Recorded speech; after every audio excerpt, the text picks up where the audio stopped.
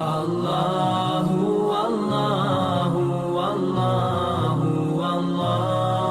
اللہ اللہ اللہ۔ بسم اللہ الرحمن الرحیم۔ حضرت داتا گنج بخش علی حجویری علیہ رحمہ آپ ولایت کے بارے میں فرماتے ہیں کہ اطاعت خدا اور اتباع رسول اللہ صلی اللہ علیہ وسلم کے بغیر کوئی شخص ولی نہیں بن سکتا۔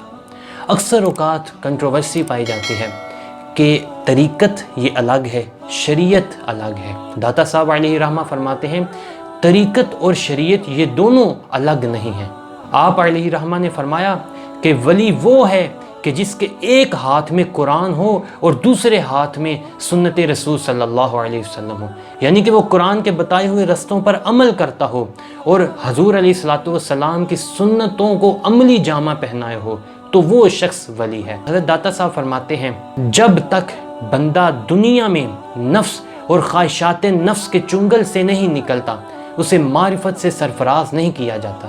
آپ فرماتے ہیں کہ نفس کی مخالفت یہ تمام عبادتوں کا سرچشمہ ہے۔ نفس کو نہ پہچاننا یہ اپنے آپ کو نہ پہچاننا ہے، اور جو شخص اپنے آپ کو نہیں پہچانتا وہ خدا کو نہیں پہچان سکتا۔ نفس کا فنا ہو جانا یہ حق کی بقا کی علامت ہے، اور نفس کی پیروی کرنا یہ اللہ تعالیٰ کی مخالفت ہے۔ نفس پر جبر کرنا یعنی نفسانی خواہشات سے اپنے آپ کو روکنا یہ جہاد اکبر ہے، یہ بہت بڑی جہاد ہے۔ حضرت داتا صاحب نے 3 قسم کے لوگوں سے دور رہنے کی ہدایت فرمائی۔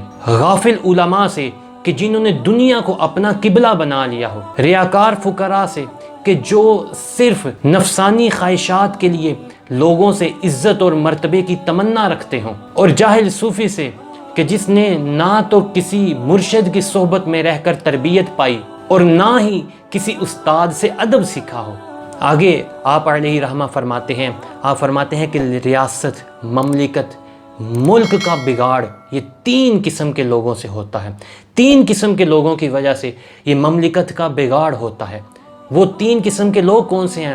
آپ نے فرمایا فرسٹ آف آل وہ حکمران جو بے علم ہو، بے علم حکمران سے، جاہل حکمران ہو جن کے پاس نہ تو دنیاوی علم ہو اور نہ ہی دینی علم ہو، بے علم حکمران سے۔ نمبر 2 آپ نے فرمایا علماء جب بے عمل ہو، علماء جب بے عمل ہو، عالم ہیں جانتے ہوئے بھی وہ عمل نہیں کر رہے، علماء ہیں بے عمل ہوں تو پھر ریاست کا بگاڑ پیدا ہوتا ہے۔ تیسرے نمبر پہ آپ نے فرمایا فقراء جو بے توکل ہوں، بے توکل فقراء سے۔ یہ 3 آپ نے فرمایا کہ 3 لوگوں کی وجہ سے مملکت، ریاست اور ملک کا بگاڑ 3 لوگوں کی وجہ سے یہ ہوتا ہے۔ اللہ تعالی ہمیں حضور داتا گنج بخش علی حجویری علیہ رحمہ کی تعلیمات پر عمل کرنے کی توفیق عطا فرمائے۔